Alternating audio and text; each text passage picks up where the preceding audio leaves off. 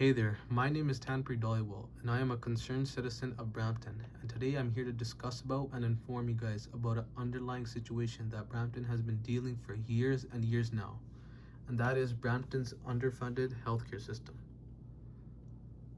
So, what is the issue? So, like I said, Brampton has been facing this issue for years and years now, and it's taking a toll on Brampton's health infrastructure that has been neglected for decades. So when the community comes together and advocates and protests for a new hospital or new facilities, the government simply doesn't respond and fails to take action. So currently we have one hospital for a population of over 760,000, and that simply doesn't cut it. Our population is growing daily with new immigrants coming as well, and one hospital would just not cut it for us. We have also been accustomed to and normalized the government's fake promises that they continuously fail to deliver. So, how many times have you heard the Peel Memorial expansion being delayed, or how many times have you heard, oh, we just don't have the funds for Brampton right now, and it's the least of a priority? Yeah, that's what I thought. And that definitely took a toll on us during the COVID-19 pandemic when we faced the overload and a shortage of beds. And what does Ford do? He does what he does best. He played the blaming game and blamed Brampton for their situation. So that is why we are in need of a new hospital now, no more delays or no more expansions. So moving on, I just want to take a look at the numbers, which will give you a new perspective on where I'm coming from. So since 2016, Brampton Civic Hospital has been treating 4,300 plus patients annually in the hospital's hallways due to a low funding per capita by the government. And this number has been increasing gradually, and it especially increased during the COVID-19 pandemic when we had more and more patients treated in the hallways. And the city's one and only hospital, which is the Brampton Civic Hospital, opened in 2007, and since 2009, Brampton has been the lowest funded since. We have received $515.33 per capita, which slowly rose to $611.35 in 2017, which is only an 18% increase. As compared to our neighboring cities such as Mississauga or Hamilton, we are nowhere near them, and we are nowhere near the provincial average. Mississauga receives $869.86 per capita, and we roughly have the same population. And as compared to Hamilton, which receives a whopping $1,414.56 per capita, which is more than double of what Brampton gets. But if we just take that number one step higher and we look at Toronto Central, which serves 1.5 million people, so as compared to 700,000 of Brampton's population, it has 14 hospitals and receives a generous amount of $2,964.11 per capita, which is 4 times more than Brampton. That's interesting. So what does all this information that I just gave you mean? So can a better per capita funding help relieve the stress put on Brampton's health system? Well, let's break it down and see. The hospital's emergency wing was set in place to treat approximately 90,000 patients per year, but instead we see 130,000 people coming in per year. And as of 2018, Brampton had 608 beds to serve a total population of 600,000 plus, which meant one bed for every 986 people, almost 1,000 people and one bed. Whereas Mississauga, with a population of 700 plus, has 2 full in-service hospitals and more than 1,200 beds, which is one bed for every 600 people. So if we look at it that way, yeah, the simple answer would be yes. More funding per capita would definitely help us and support us, like with more beds and equipment. But does that really end the root problem of us not having the appropriate amount of facilities according to our population? No. Next, let's look at the COVID-19 pandemic. So like I said, we really faced a toll during the COVID-19 pandemic because, of the delays on Peel Memorial. So during the peak of the pandemic and the first wave, Brampton witnessed their capacity overload greatly, and the cases were surging. So this required more beds, equipment, as well as doctors due to a shortage.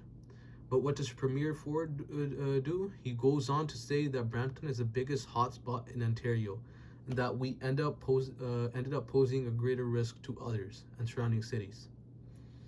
But what they did not know is the underfunded healthcare system problem has been going on for years and years, and we have been calling upon the government to take action, but they have simply not prioritized it, and then we end up blamed for the COVID-19 pandemic with such a large population but less facilities. Another great problem that the government fails to realize is, especially in Brampton, we have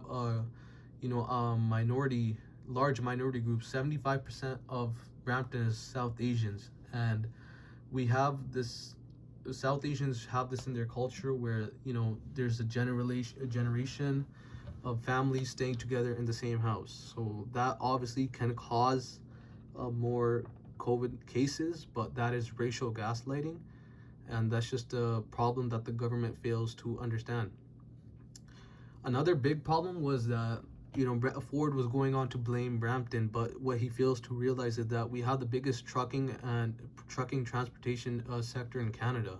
So if more people are going on trucks, going away, long and far routes, and not staying home and doing their work, obviously there's going to be more cases. And this was also said greatly by Gurpreet Malhotra, who is an executive director of Indus Community Service, and he told CBC that if you have an area that's under-resourced, under-supported, and then you just throw a pandemic at it, and then the people act surprised that we have more cases here, one would assume that less healthcare, less health resources, and less health, but it doesn't seem to be, commuting. The government fails to understand because of these factors that obviously it's going to result in more cases.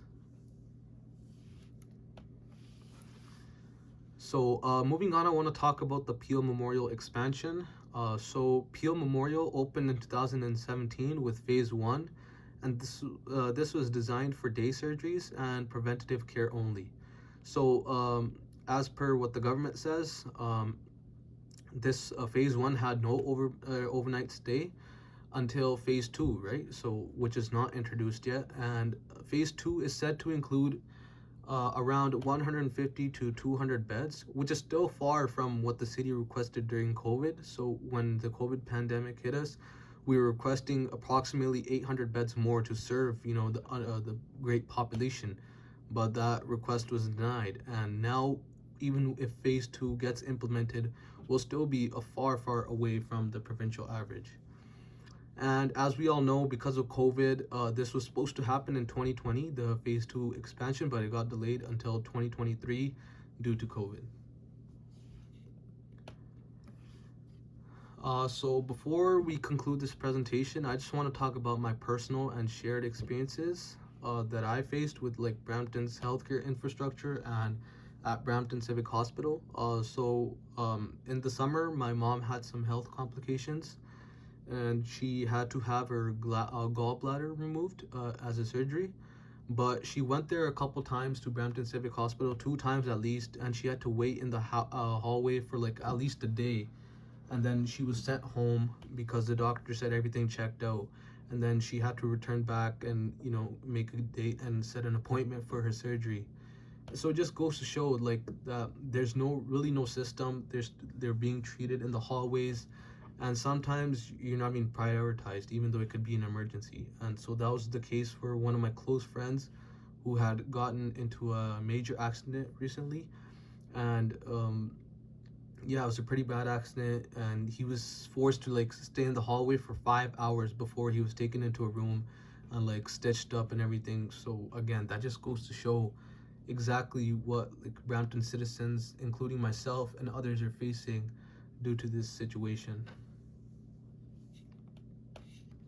So in conclusion, what this shows us is that we're being discriminated and neglected for the basic human right of life and liberty and our security. Brampton still has a long way to go, even though to get their healthcare infrastructure up to provincial standards. So the question just is, how long will it take, and how long are we going to be waiting for the government to take action? So is the government going to take action now or never?